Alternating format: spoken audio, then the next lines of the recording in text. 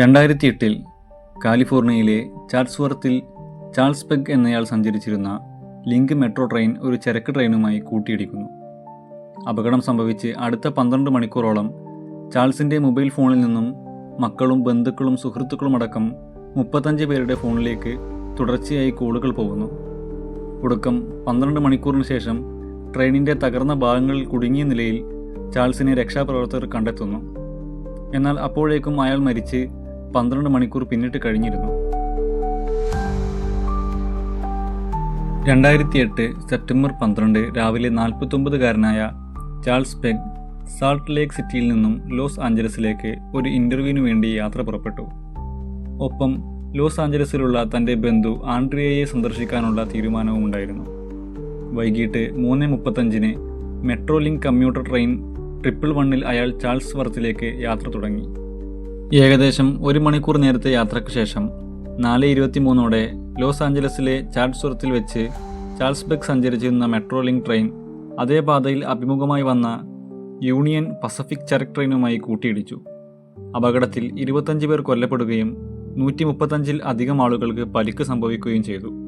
ഈ അപകടം metro link train അപകടങ്ങളിലെ ഏറ്റവും കൂടുതൽ ആൾനാശം സംഭവിച്ച അപകടമായാണ് കണക്കാക്കുന്നത്. അപകടം സംഭവിച്ച ഉടൻ തന്നെ ഫയർഫോഴ്സും പോലീസും ഹെലികോപ്റ്റർ യൂണിറ്റും മെഡിക്കൽ ടീമും സന്നദ്ധ പ്രവർത്തകരും സ്ഥലത്തെത്തി രക്ഷാപ്രവർത്തനങ്ങൾ ആരംഭിച്ചിരുന്നു.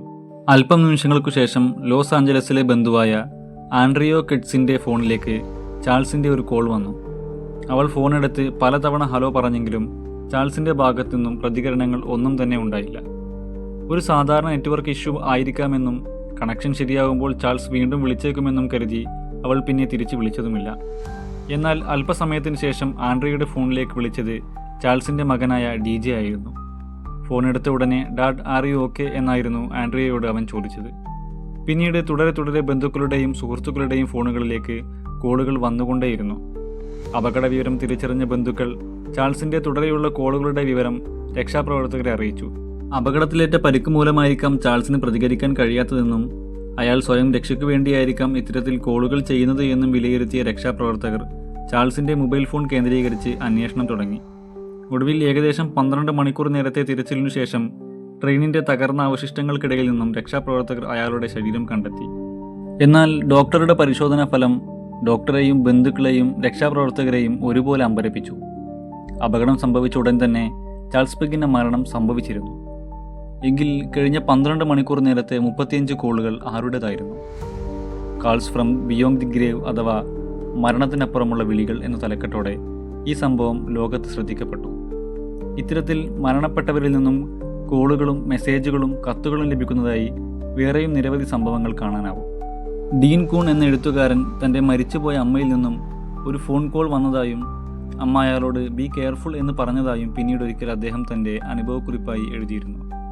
വിയറ്റ്നാം യുദ്ധത്തിൽ കൊല്ലപ്പെട്ട ഒരു യുവ സൈനികൻ തൻ്റെ മരണശേഷം അമ്മയുമായി ഫോണിൽ സംസാരിച്ചതായും അപകടത്തിൽ മരണപ്പെട്ട മറ്റൊരാൾ തൻ്റെ മരണവാർത്ത സ്വയം ഭാര്യയെ വിളിച്ചറിയിച്ചതായും ഒരു ബ്രിട്ടീഷ് യുവതിക്ക് തൻ്റെ മരണപ്പെട്ടുപോയ അമ്മയുടെ പിറന്നാൾ ദിനത്തിൽ വന്ന ഒരു കോളിൽ മരണപ്പെട്ടുപോയ അമ്മ അവളോട് സംസാരിച്ചതായും കപ്പലപകടത്തിൽ കൊല്ലപ്പെട്ട മകൻ തൻ്റെ അച്ഛനെ ഫോണിൽ ബന്ധപ്പെട്ടതായും നിരവധി സംഭവങ്ങൾ ഇത്തരത്തിൽ കാണാൻ സാധിക്കും. അതിശയിപ്പിക്കുന്ന വസ്തുത എന്തെന്നാൽ ഇത്തരത്തിലുള്ള കോളുകൾ ടെലികോം കമ്പനികൾക്ക് ട്രാക്ക് ചെയ്യാനോ റെക്കോർഡ് ചെയ്യാനോ സാധിക്കാറില്ല എന്നതാണ്. ഇതിനെക്കുറിച്ച് ചില പഠനങ്ങൾ പറയുന്നത് മരണത്തിനു ശേഷം തൻ്റെ ഏറ്റവും പ്രിയപ്പെട്ടവരോട് പറയാൻ ബാക്കി വെച്ച് പോയതെന്തോ പറയാനുള്ള ആത്മാവിൻ്റെ ശ്രമമാണ് ഇത് എന്നാണ്. അങ്ങനെയെങ്കിൽ നമുക്കെല്ലാം വരുന്ന എല്ലാ കോളുകളും മെസ്സേജുകളും ജീവിച്ചിരിക്കുന്നവരിൽ നിന്ന് മാത്രമാണ് എന്ന് എങ്ങനെ ഉറപ്പിക്കാനാകും? ചാൾസ് പെഗിൻ്റെ സംഭവത്തിൽ അപകടത്തിൽപ്പെട്ട മൊബൈൽ ഫോണിൽ സംഭവിച്ച സാങ്കേതിക തകരാർ മൂലമായിരിക്കാം ഇത് സംഭവിച്ചത് എങ്കിൽ എങ്ങനെയാണ് അയാളുടെ കോൺടാക്ട് ലിസ്റ്റിലുള്ള 100 കണക്കിന് നമ്പറുകളിൽ നിന്നും കൃത്യം ബന്ധുക്കൾക്കും സുഹൃത്തുക്കൾക്കും മാത്രം കോൾ പോകുന്നത് എന്ന ചോദ്യമാണ് ശാസ്ത്രലോകത്തെ ഉത്തരം കിട്ടാതെ കുഴക്കിയത്. മാത്രവുമല്ല, അയാളുടെ ബോഡി കണ്ടെത്തിയതിനു ശേഷം ആ ഫോണിൽ നിന്നും ഒരു കോൾ പോലും ആർക്കും പിന്നീട് വന്നിട്ടുമില്ല. ഇതിൽ ഏറ്റവും കൗതുകമുള്ള കാര്യം പിന്നീട് ഒരിക്കലും ചാൾസ് പെഗിൻ്റെ മൊബൈൽ ഫോൺ ആർക്കും കണ്ടെത്താൻ സാധിച്ചിട്ടേയില്ല എന്നതാണ്.